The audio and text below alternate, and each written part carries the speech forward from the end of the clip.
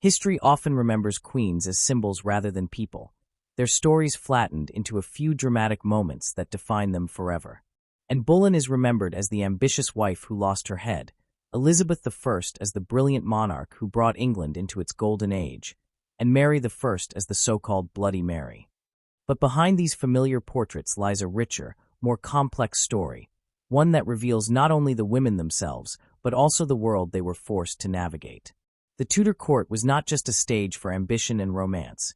It was a battlefield of faith, power, and survival. Every choice, every alliance, and every misstep could mean the difference between life and death, not only for these queens, but for the future of the English kingdom.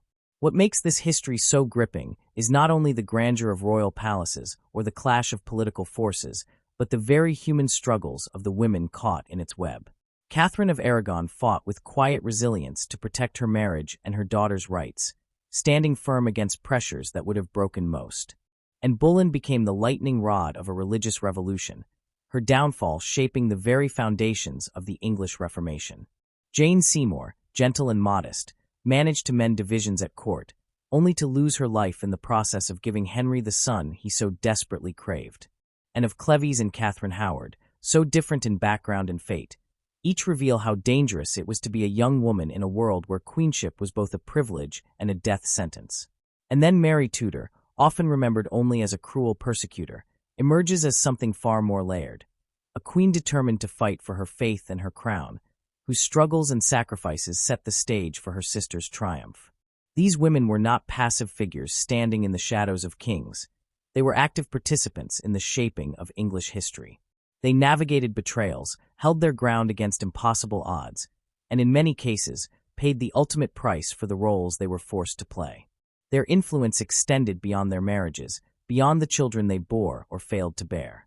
They reshaped religion, redefined monarchy, and forced England to reckon with the power and presence of women in a role traditionally dominated by men. In this video, we are going to step beyond the simple stories you might already know. We will uncover the hidden depths of these queens, the strategies they used, the courage they showed, and the legacies they left behind. By looking closely at their lives, we begin to see the Tudor world not as a saga of one man, Henry VIII, and his whims, but as a dynamic, dangerous stage where women played roles that were every bit as important and often far more costly. Welcome to our channel, Words of Time. In this video, we will journey through the forgotten stories of Henry VIII's queens and Mary I, exploring their true influence, their triumphs, their heartbreaks, and the ways they reshaped England forever. When most people think of the Tudor dynasty, two figures rise to the surface almost immediately. Anne Boleyn, the queen whose marriage to Henry Tudor transformed England forever, and Elizabeth, the daughter born of that union, who went on to rule for more than 4 decades and leave a mark on English identity that still resonates. The narrative of Anne and Elizabeth is often framed as one of tragic sacrifice giving birth to triumph, of a mother who fell so that her daughter might rise. Yet history, as is so often the case, is far more complex. Behind the brilliance of Elizabeth and the drama of Anne lies a group of women whose names are either barely remembered or almost completely erased from the common telling of the Tudor story. These women, who came before Anne and Elizabeth, helped shape the political, cultural, and spiritual landscape of the 16th century. Their influence may not always have been direct, and their stories rarely feature in the sweeping dramas retold on screen or in popular books. But without them, the Age of Elizabeth might never have come to be. The fascination with Anne Boleyn and Elizabeth tends to obscure the reality that they were not isolated stars suddenly appearing in the firmament. The court in which Anne made her name, and the kingdom over which Elizabeth later presided were already deeply influenced by the lives and choices of women who had come before. The Tudor dynasty itself was secured by the quiet determination of a woman, Margaret Beaufort, mother of Henry Tudor, who became King Henry VII after his victory at Bosworth. Margaret's role in ensuring the survival of her son's claim and in shaping the monarchy that followed cannot be overstated. Her life was defined by endurance, strategy, and faith. Married and widowed young, she dedicated herself to her son's fortunes with a focus that became legendary. She maneuvered through dangerous politics, cultivated powerful allies, and maintained her claim through years of exile. Without her persistence, Henry would likely never have claimed the crown, and there would have been no Tudor court for Anne Boleyn to captivate or for Elizabeth to inherit. Even before Margaret Beaufort, the dynastic struggle of the 15th century was marked by formidable women. During the Wars of the Roses, women like Margaret of Anjou, wife of Henry VI, wielded extraordinary power. Margaret of Anjou was often at the forefront of political and military action, defending the rights of her husband and her son. Though history painted her at times as ruthless, she exemplified the ability of women to assert influence during moments of crisis. The example she set, even if indirectly, was not lost on later generations of noble women. Her presence in the cultural memory of England lingered as a reminder that queens and noble consorts could be more than decorative figures. This legacy of female agency seeped into the expectations and fears surrounding queenship, expectations Anne Boleyn would later challenge, and Elizabeth would inherit. Moving closer to the Tudor court itself, another often forgotten woman whose role proved crucial was Elizabeth of York, wife of Henry VII and mother of Henry VIII. Elizabeth's life bridged two warring dynasties, York and Lancaster, through her marriage to Henry Tudor. This union effectively ended decades of conflict and provided the legitimacy that Henry desperately needed to secure his crown. Elizabeth's lineage gave the Tudor line its claim, and her presence reassured subjects weary of bloodshed that reconciliation had been achieved. Although she is remembered as a quiet and dutiful queen, her symbolic importance was profound. She represented the healing of a kingdom, and the peace her marriage embodied allowed the Tudors to establish themselves as rightful rulers. Without Elizabeth of York, Anne Boleyn's story would have unfolded in an entirely different context, and Elizabeth I's reign would not have been possible. Another woman often overlooked is Catherine of Aragon, Henry VIII's first wife and queen for more than 2 decades before Anne entered the stage. Catherine's story has often been reduced to her failure to produce a surviving male heir and her eventual displacement by Anne. Yet this simplification ignores the immense impact she had on both England and the court. Daughter of the Catholic monarchs Ferdinand and Isabella of Spain, Catherine brought with her the prestige of one of Europe's most powerful royal houses. Her early years in England were marked by hardship, including widowhood after her first marriage to Henry's elder brother, Arthur. But once she became queen, she proved herself a capable and respected consort. Catherine governed in Henry's absence during his campaigns in France and Scotland, demonstrating both administrative skill and courage. At the Battle of Flodden, when the Scottish army invaded while Henry was abroad, she oversaw the defense of the realm and ensured a decisive English victory. She also championed education, not only for men but for women, encouraging the study of humanism and supporting scholars such as Erasmus. Her example of piety and learning set a model for queenship that Anne Boleyn, with her very different style, would later challenge, and that Elizabeth, who grew up witnessing her father's treatment of Catherine, would never forget. Catherine of Aragon's strength in the face of personal tragedy, her resistance to annulment, and her steadfast commitment to her daughter Mary all left lasting marks on the Tudor story. Mary Tudor, daughter of Catherine and Henry, is another figure whose role is often overshadowed by Elizabeth's later success. Mary's reign is remembered for the persecution of Protestants, earning her the label Bloody Mary. But such a reduction ignores the weight of the challenges she inherited. As the first woman to rule England in her own right, Mary faced enormous resistance from a political class steeped in patriarchal expectations. Her determination to assert her authority despite opposition set a precedent that Elizabeth would later benefit from. Mary's restoration of Catholicism may not have endured, but her assertion of female sovereignty laid the groundwork for her sister's acceptance as queen. Elizabeth's reign cannot be understood without acknowledging that Mary bore the brunt of the skepticism and hostility that came with being a female monarch. There were other women in Henry VIII's orbit who also influenced the course of history, though they are rarely given more than passing notice. Henry's subsequent wives, from Jane Seymour to Catherine Parr, each left subtle but important marks. Jane, though remembered mostly as the mother of Henry's only legitimate son Edward, provided Henry with the dynastic hope he craved. Her family, the Seymours, rose in prominence, shaping the politics of the realm during Edward's minority. Catherine Parr, Henry's sixth and final wife, played a different but equally important role. She managed to survive the dangerous position of royal consort, using her intellect and diplomacy to keep her place. She was also a patron of religious reform and wrote works of devotion that contributed to the Protestant cause. Most significantly, she acted as a stabilizing influence on Henry's children, particularly Elizabeth, whom she took under her wing after Henry's death. Catherine Parr's encouragement of Elizabeth's education and her example of female learning and authorship had a profound effect on the young princess. Outside the immediate royal family, there were courtly figures and noblewomen whose influence helped shape the Tudor environment in which Anne and Elizabeth would emerge. For instance, Mary Tudor, sister of Henry VIII, briefly Queen of France, and later Duchess of Suffolk, played her part in the dynastic politics of Europe. Her marriage to King Louis of France, though short-lived, reinforced England's ties with continental powers. Her later secret marriage to Charles Brandon, a commoner elevated to nobility, was both scandalous and symbolic of the personal risks women at court sometimes took. Though less politically central than her brother or her nieces, her life reflected the broader pressures and choices faced by women of rank in a time when their marriages were deeply entwined with national policy. Another figure worth mentioning is Margaret Tudor, elder sister of Henry VIII, who became Queen of Scotland through her marriage to James IV. Through her, the Tudor bloodline extended northward, eventually leading to the union of the English and Scottish crowns under her great-grandson, James VI of Scotland and I of England. Margaret's life was marked by turbulence, including struggles over regency, contested marriages, and political intrigue, but her role in linking the two kingdoms was essential. Her descendants ultimately ensured the continuation of Tudor influence beyond Elizabeth's childless reign. When we consider the story of Anne Boleyn herself, it becomes clearer how much she both benefited from and rebelled against the patterns set by these predecessors. Anne's charm, intelligence, and ambition dazzled Henry, but her rise to power would not have been conceivable without the groundwork laid by earlier queens and noblewomen who demonstrated that women could exert influence over politics and culture. Yet Anne's manner of doing so, openly challenging a queen, resisting the role of mistress, and insisting on marriage, was radical.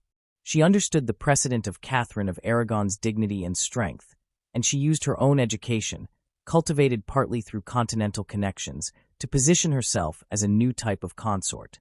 Elizabeth, when she inherited the throne, stood at the culmination of this long line of female influence. She was the beneficiary of her grandmother Elizabeth of York's legitimizing marriage, of her mother Anne Boleyn's daring gamble, of her sister Mary's precedent in female monarchy, and of Catherine Parr's intellectual mentorship. Elizabeth did not emerge in isolation, but as the product of a tapestry woven by generations of women who maneuvered, suffered, resisted, and at times triumphed in a world that often sought to diminish them. These forgotten predecessors remind us that history is not shaped by one or two extraordinary individuals alone, but by a continuum of lives.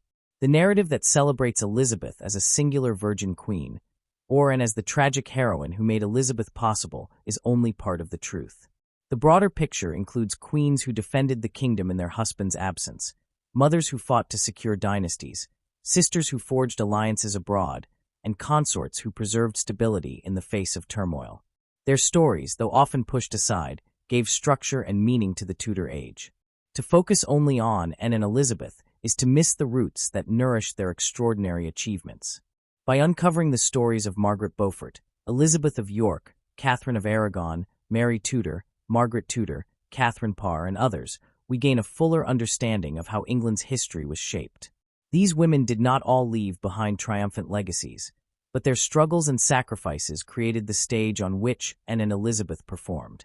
To study them is to recognize that even in a world dominated by men, women were constantly present at the heart of power, shaping its direction in ways both seen and unseen. The power of memory often favors dramatic tales, which is why Anne Boleyn's fall and Elizabeth's glittering reign are remembered vividly. But behind those tales are quieter stories that matter just as much. To recover the lives of these forgotten predecessors is not only to give them their due, but also to remind ourselves that history is never the work of one shadow or one spotlight alone. It is the cumulative weight of many lives, each leaving traces that others would later follow. Catherine of Aragon has often been remembered simply as the queen who could not produce a male heir and was set aside by her husband for a younger woman. Yet such a view robs her of the true significance of her life and her lasting impact on English history.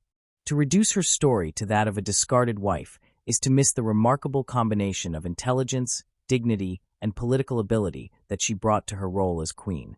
Her presence in England shaped both the fortunes of the Tudor dynasty and the spiritual struggles that defined the 16th century. She was not a passive figure in the drama that unfolded around her, but an active participant who understood the stakes of power and faith. Born the daughter of Ferdinand of Aragon and Isabella of Castile, Catherine carried with her the prestige of one of the most formidable dynasties in Europe. She was raised in a court that valued discipline, learning, and devotion, and she inherited from her parents both a strong Catholic faith and a keen sense of political responsibility. Her marriage to Prince Arthur of England was intended to cement an alliance between two rising powers. When Arthur died within months of their union, Catherine found herself in a precarious position, yet she did not allow despair to dictate her course. With determination, she navigated the uncertainties of her status, eventually marrying Arthur's younger brother Henry. That marriage, hailed as a triumph of diplomacy, placed her firmly at the center of English politics. As queen, Catherine displayed a keen understanding of her role, not only as a consort, but also as a political partner. She acted as regent during Henry's campaigns abroad, showing that she was capable of governing in his absence. Her leadership during the crisis of the Scottish invasion, when she oversaw the defense of the kingdom and rejoiced in the English victory at Flodden, revealed both courage and competence. Far from being a silent companion, Catherine was an active guardian of the realm, prepared to uphold its security with the authority vested in her position. In this respect, she embodied a vision of queenship that was far from ornamental. She was both a partner to her husband and a protector of her adopted land. Yet Catherine's importance extended beyond matters of governance. Her faith was the central pillar of her identity, and it shaped not only her personal choices, but also the religious trajectory of England. She was steadfast in her Catholicism, drawing from the example of her parents, who had united Spain under the banner of the Church. This devotion was not merely private piety, but a public stance that influenced her policies and relationships. She supported the work of scholars and humanists who sought to harmonize classical learning with Christian belief, encouraging education and patronage that enriched the intellectual climate of the court. Her circle included figures like Erasmus and Thomas More, whose writings would leave a lasting impact on European thought. Through her, the English court absorbed elements of Spanish humanism, reinforcing the bond between scholarship and faith. The great turning point of Catherine's life came when her inability to provide Henry with a surviving male heir collided with his determination to secure the succession. While Catherine gave birth to several children, only one daughter, Mary, survived. Henry's obsession with producing a son to secure the Tudor line eventually led him to question the legitimacy of his marriage, claiming that it was invalid because she had been his brother's widow. Catherine resisted this argument with all the resources of her intellect, her faith, and her dignity. She insisted truthfully that her first marriage had never been consummated, and she maintained that her union with Henry was lawful in the eyes of both Church and God. Her refusal to yield became the cornerstone of a conflict that reshaped England forever. By standing firm, she challenged not only her husband's desires, but also the political machinery he sought to mobilize against her. Her appeal to the Pope and her demand for justice forced Henry into a confrontation with the Church that ultimately led to the English Reformation.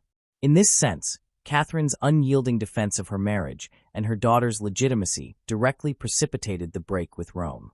Had she agreed to an annulment, Henry might never have felt compelled to sever ties with the papacy, and the religious landscape of England might have followed a very different course. Catherine's role in this struggle cannot be understated. She was not a passive victim swept aside by an unstoppable tide. She stood as a symbol of resistance, defending not only her own rights, but also the authority of the Church and the sanctity of marriage. Her unwavering stance cost her her place at court, her comfort, and her health, yet she never relinquished her convictions. Even as she was separated from her daughter and confined to increasingly distant residences, she continued to declare herself the true queen and Henry's lawful wife. This resilience in the face of immense personal suffering made her a figure of admiration and respect across Europe. Her commitment to Catholicism also had profound ripple effects within England. Those who remained loyal to the old faith looked to Catherine as a beacon of steadfastness, while reformers saw her resistance as an obstacle that had to be overcome. In either case, she shaped the narrative of the Reformation. Her daughter Mary inherited her devotion to the Catholic Church, and when Mary eventually ascended the throne, she sought to restore the faith of her mother. The link between Catherine's unyielding Catholic identity and the policies of her daughter underscores the generational impact of her choices. At the same time, Catherine's quiet strength left its mark on Elizabeth, though indirectly. Elizabeth grew up in the shadow of her mother and Boleyn's fall, but she was also a child who had witnessed Catherine's defiance. The contrast between Catherine's dignified resistance and Anne's daring ambition offered Elizabeth two very different models of womanhood and queenship. Though Elizabeth would choose a path uniquely her own, she could not have been unaffected by the courage with which Catherine faced her downfall. Catherine's legacy is therefore not one of defeat, but of endurance. She shaped the political and spiritual course of England through her actions, her faith, and her example. While she did not achieve the security she longed for, her daughter Mary did become queen, proving that Catherine's determination to defend her legitimacy was not in vain. Moreover, the religious and dynastic conflicts that defined her marriage set the stage for the transformations that followed, influencing the course of Elizabeth's reign as well. To view Catherine of Aragon only through the lens of her displacement is to miss her extraordinary importance. She was a queen who understood the responsibilities of her office, who defended her faith with unshakable resolve, and who endured adversity with dignity. She was a woman of formidable character, whose story continues to remind us that resilience and conviction can shape history as powerfully as conquest or ambition. Her life, far from being a mere prologue to Anne Boleyn's rise, was a chapter of immense weight in its own right, and her impact on the English Reformation and on the Tudor dynasty ensures that she remains central to any true understanding of the age. Jane Seymour's story cannot be told without remembering the tumultuous shadow cast by Catherine of Aragon's steadfast resistance and Anne Boleyn's dramatic rise and fall. She emerged in a court already fractured by years of tension, religious upheaval, and personal rivalries, and her brief time as queen has often been judged simply by one outcome: the birth of a long-desired male heir. Yet to see Jane only as the woman who gave Henry a son is to overlook the more subtle, but important ways in which she influenced the court and shaped the dynasty.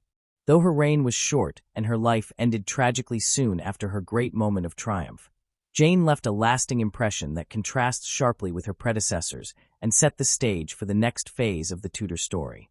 When Jane first attracted Henry's attention, the court was deeply divided. Catherine of Aragon had been set aside, her supporters embittered and humiliated, while Anne Boleyn's dazzling rise had brought not only a new queen, but also a radical break with Rome. Religious disputes, factional rivalries, and personal enmities created an atmosphere of suspicion and conflict. Into this climate came Jane, whose demeanor was markedly different from Anne's boldness or Catherine's unyielding dignity. Jane was quiet, modest, and outwardly submissive, qualities that appealed to a king weary of quarrels and eager for peace within his household. Her gentleness, often dismissed as passivity, was in fact a strategic posture that allowed her to present herself as the soothing alternative to the storm that had consumed his previous marriage. Jane's influence was not exercised through fiery confrontation or overt ambition, but through careful navigation of the court's fragile balance. She recognized the importance of healing wounds between factions and sought to position herself as a figure of conciliation. Her attempts to bring together those who had supported Catherine with those who had backed and were never fully successful, but the effort itself was significant. By presenting herself as a queen who valued harmony, she provided a sense of respite to a court long accustomed to turmoil. Henry, who craved stability after years of conflict, found in Jane the image of the obedient, gentle wife he imagined as ideal. At the same time, Jane was not entirely without agency. She intervened cautiously in political matters, demonstrating that her apparent meekness did not preclude influence. One striking example came when she pleaded for the restoration of Princess Mary to Henry's favor. Mary, the daughter of Catherine of Aragon, had been declared illegitimate and endured years of estrangement from her father. Jane's efforts on Mary's behalf reflected both compassion and political wisdom.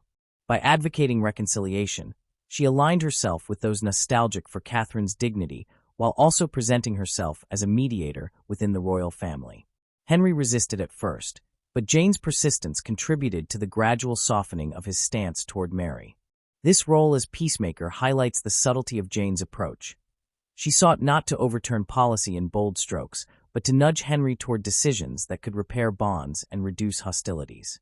Nevertheless, Jane's position as queen came with immense pressure, particularly the expectation that she would deliver what Catherine had failed to secure and what Anne had died in pursuit of, a legitimate male heir. From the moment of her marriage, Jane was under intense scrutiny.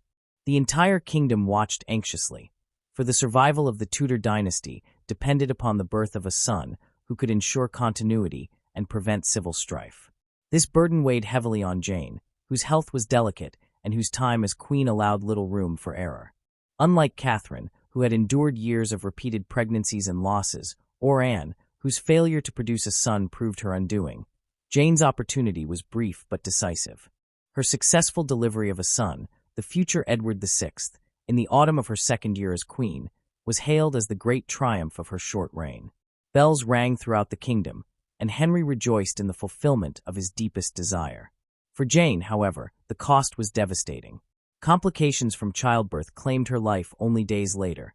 Cutting short any opportunity, she might have had to establish a more enduring influence at court. Her death was mourned not only by Henry, who regarded her as his true wife because she had given him a son, but also by those who had come to see her as a figure of gentleness and reconciliation.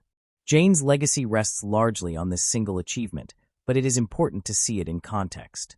As the mother of Edward VI, she ensured the continuation of the Tudor line, a continuation that Catherine had been unable to secure and had desperately sought.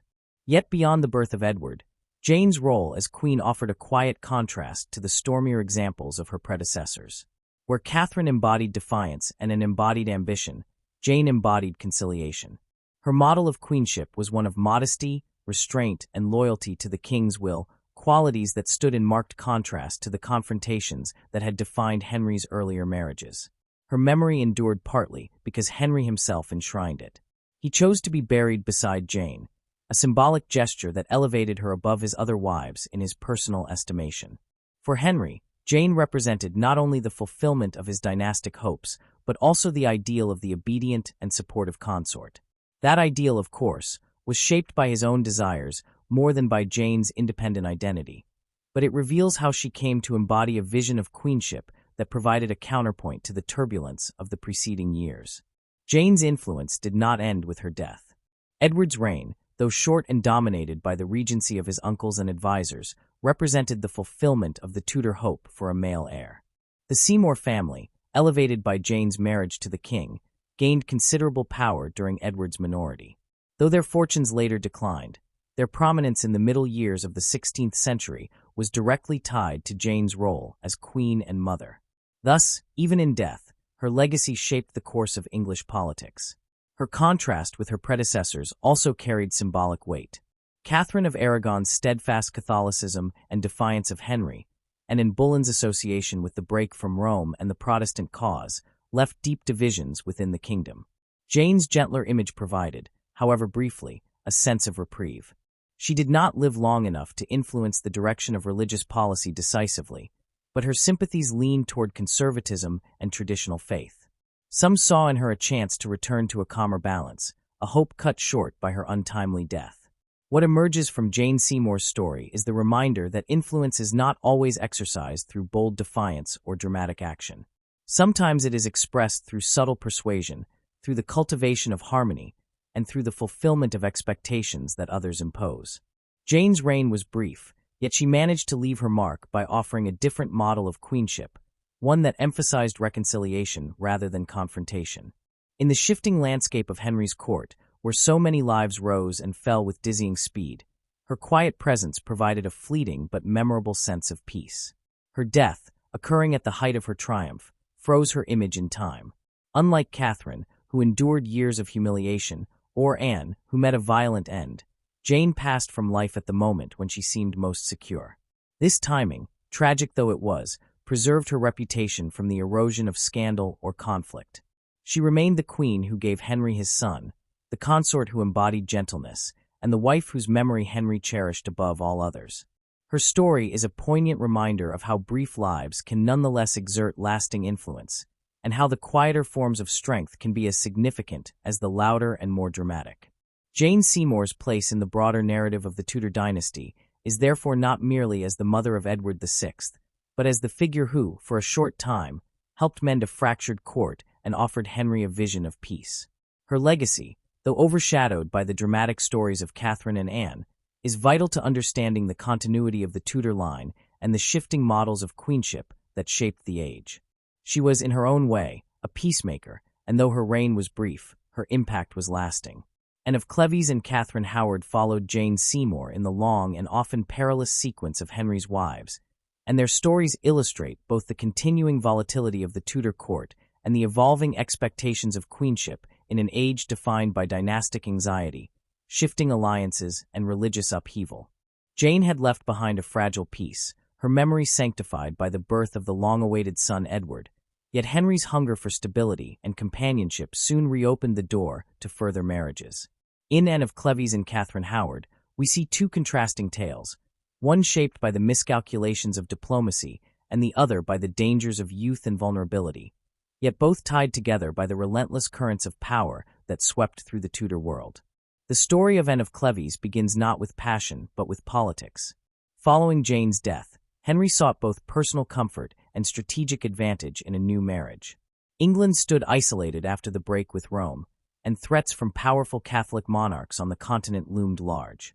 Thomas Cromwell, Henry's chief minister, engineered the idea of a marriage with Anne, the sister of the Duke of Cleves, whose Protestant-leaning territory could serve as a valuable ally against the Catholic powers of France and Spain. To secure this match, a portrait of Anne was painted by Hans Holbein, and it was on this image that Henry based his initial approval. When Anne finally arrived in England, however, Henry was disappointed. Accounts from the time suggest that he found her appearance unappealing and felt deceived by the flattering portrait. This disappointment was not merely a private matter of preference, but a public humiliation for Henry, who prided himself on his virility and judgment. To reject Anne outright would have risked offending her family and undermining the fragile alliance Cromwell had built. Henry proceeded with the marriage, but quickly sought its annulment, citing lack of consummation. The union lasted only a matter of months, ending in one of the shortest royal marriages in English history. For Henry, the failure was more than a personal slight. It was a blow to his prestige, an open acknowledgement that his decisions could falter and that his once celebrated attractiveness had waned with age and ill health. The ridicule that followed the annulment tarnished his image at home and abroad. The collapse of the marriage also had profound political consequences. Cromwell, who had orchestrated the alliance, found himself disgraced. His enemies at court, emboldened by Henry's dissatisfaction, maneuvered successfully for his downfall, and within months he was executed. Thus, Anne's brief time as queen indirectly sealed the fate of one of Henry's most influential ministers, reshaping the political landscape of the kingdom. What began as a diplomatic strategy ended as a personal and political disaster, leaving Henry's court more fractured than before. Yet Anne herself fared surprisingly well compared to most of Henry's other wives.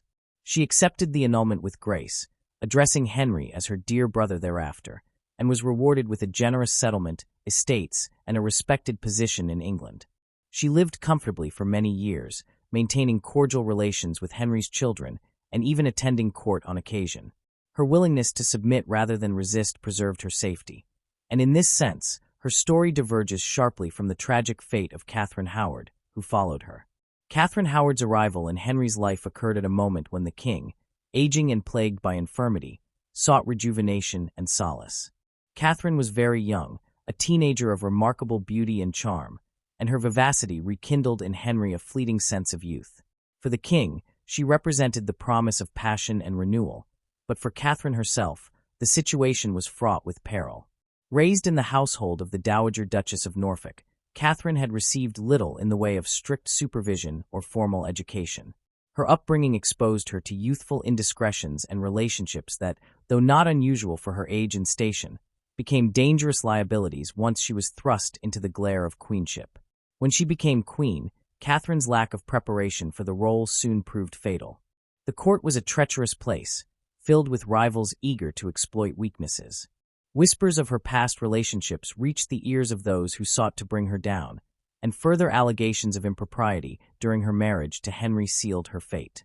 For the king, already sensitive to betrayal and humiliation, the revelation was intolerable. Catherine was accused of treason and swiftly condemned. She was executed at the Tower of London in her late teens, her youth and inexperience no shield against the brutal machinery of Tudor justice. Catherine's tragic story reveals much about the constraints placed on women at court, especially those who, like her, were thrust into positions of enormous responsibility without the preparation or maturity to navigate them. She became a pawn in the ambitions of her family, the powerful Howard clan, who sought to use her charm to strengthen their influence over the king. Once her past was exposed, however, her protectors abandoned her, and she faced the full weight of Henry's wrath alone. Her brief reign underscores the dangers faced by young women in a world where beauty could elevate them to queenship, but also expose them to ruin. The juxtaposition of Anne of Cleves and Catherine Howard highlights the volatility of queenship in Henry's later years. Anne's marriage demonstrated the risks of diplomacy and the fragility of alliances, while Catherine's downfall illustrated the perilous vulnerability of youth and the mercilessness of political intrigue. Both women, in different ways, became casualties of Henry's search for fulfillment and the relentless pressures of the Tudor dynasty. Their fates also reflect the broader power struggles that define the era. Anne's annulment marked the end of Cromwell's dominance and the shifting fortunes of reformist and conservative factions at court. Catherine's downfall revealed the ruthlessness of these same factions, as her Howard relatives, who had sought to profit from her rise, were implicated in her disgrace. The role of queen was never secure. It was bound to the king's desires and the rivalries of courtiers who sought advantage through her. At the same time, the stories of Anne and Catherine contributed to the evolving image of queenship in England.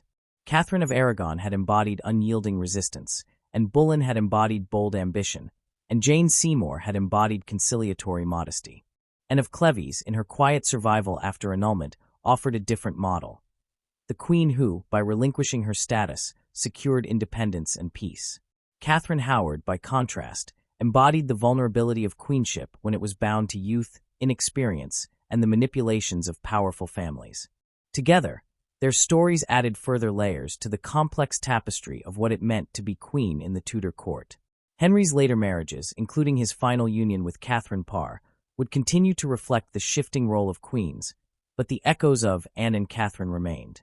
Anne's failed marriage underscored the limits of using queenship as a diplomatic tool in an age when personal attraction and dynastic need were often in conflict. Catherine Howard's execution underscored the peril faced by women who lacked the resources to protect themselves from the scrutiny of a suspicious and unforgiving court. Both women, though overshadowed in memory by Catherine of Aragon and Boleyn and Elizabeth, revealed truths about the precariousness of power, the dangers of female visibility, and the unforgiving nature of Tudor politics. The legacies of Anne of Cleves and Catherine Howard continue to reverberate when we consider the broader history of the Tudor dynasty. Their stories remind us that queenship in this period was not merely a ceremonial role, but a position fraught with risk, shaped by the collision of personal desire, dynastic need, and political rivalry. They also remind us that the women who occupied this role, though often judged by their ability to please the king or bear him children, were individuals whose lives illuminate the dangers and contradictions of power in a patriarchal world. Anne of Cleves survived by yielding, Catherine Howard perished by faltering, but both left unseen echoes that shaped the court Elizabeth would later inherit. The lessons of their lives, though not as celebrated as those of Catherine of Aragon or Anne Boleyn, remain essential to understanding the nature of queenship in the Tudor age. Mary Tudor, remembered by most as Mary I, has been saddled for centuries with the harsh label of Bloody Mary, a title that reduces her reign to a single narrative of persecution and failure. Yet such a judgment flattens a complex and deeply human story into caricature. To understand her life and reign is to see not a tyrant consumed by cruelty, but a woman of conviction, raised in a world that consistently denied her stability, who fought against impossible odds to secure her throne and protect the faith that defined her identity. Her struggles were shaped as much by the forces she inherited as by her own decisions, and her choices reverberated into the reign of her sister Elizabeth, whose policies cannot be understood without acknowledging the landscape Mary left behind. Mary's early life was marked by promise and prestige.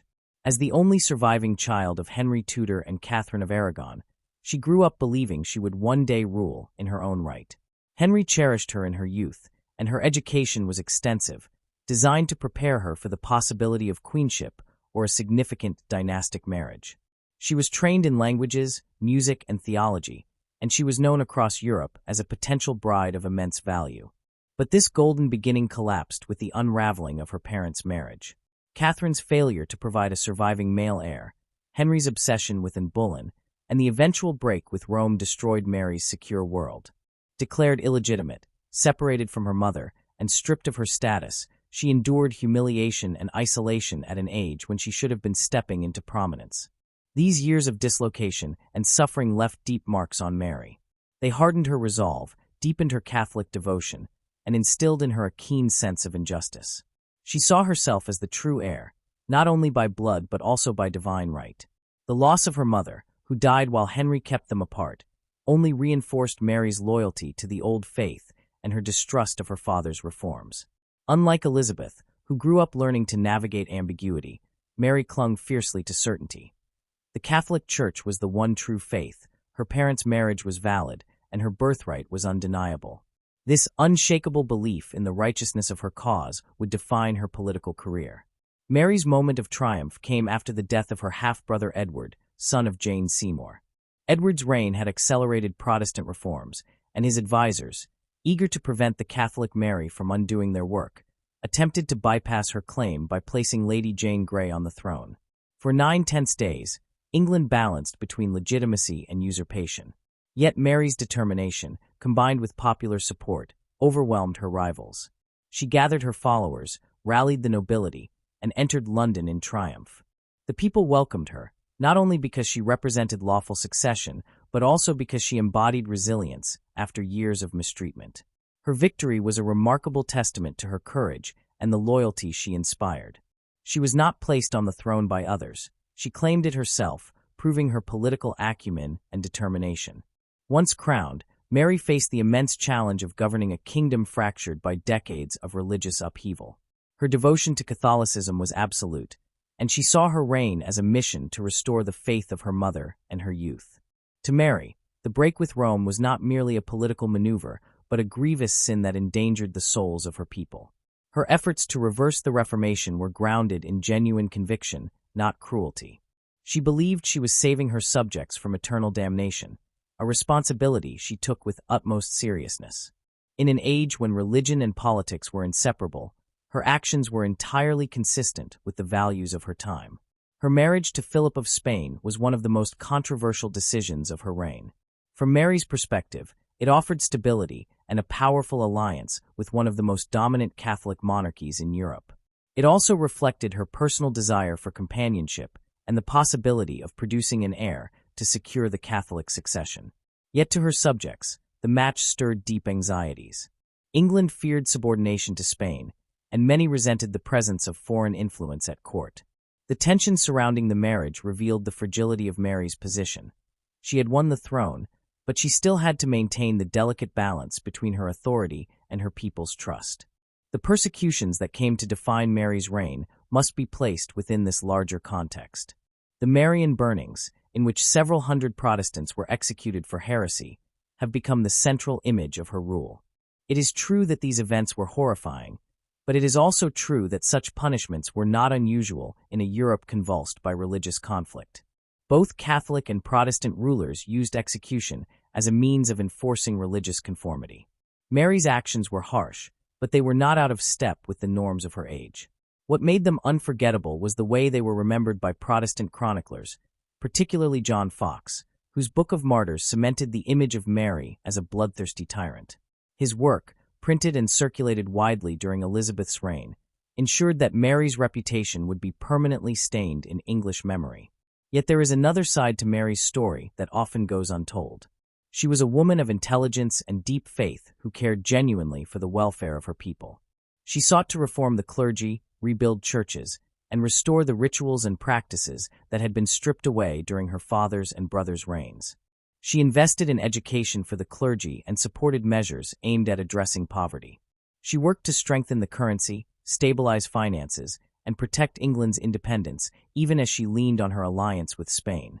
These policies, overshadowed by the burnings, reveal a queen who took her responsibilities seriously and attempted to govern justly according to her conscience. Mary's greatest tragedy was her failure to secure an heir.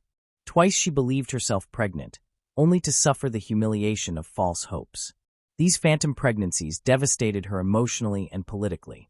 Without a child, her dream of securing a Catholic succession collapsed, and her enemies grew bolder. When she died after a brief reign of just over 5 years, the crown passed to Elizabeth, whose Protestant sympathies ensured a sharp reversal of Mary's policies. Mary's efforts to restore Catholicism were undone almost immediately, and her reign was cast as a dark interlude between the promise of Edward and the glory of Elizabeth. But to dismiss Mary as a failure is to miss her profound importance. She proved that a woman could rule England in her own right, facing down formidable opposition to claim and keep her crown. She reasserted the principle of legitimacy in succession, ensuring that Elizabeth, despite her dubious status, could not be set aside without cause.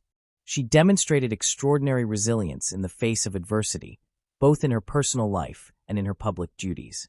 And she forced England to confront the reality of religious division, a reality Elizabeth would inherit and manage with more flexibility, but no less difficulty.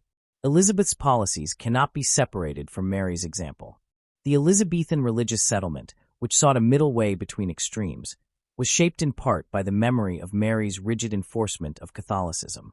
Elizabeth understood the dangers of uncompromising policy, having seen how her sister's severity alienated subjects and fueled dissent. Yet Elizabeth also inherited the reality of a deeply divided nation, a division Mary had not created but had laid bare through her actions. In this sense, Mary's reign was a necessary, if painful, step in the process of defining England's religious identity. Mary's legacy also resonates in the broader history of female monarchy. She endured criticisms and doubts that Elizabeth would also face, and by surviving them, she lessened the shock of Elizabeth's accession. The precedent Mary set, that a woman could command loyalty, make decisions, and govern as sovereign, made Elizabeth's rule more acceptable to a skeptical political class. Though the two sisters differed in temperament and policy, Elizabeth's triumph was built upon the foundation Mary had secured. To see Mary not as a villain, but as a misunderstood and unjustly vilified queen is to restore to her the dignity she deserves.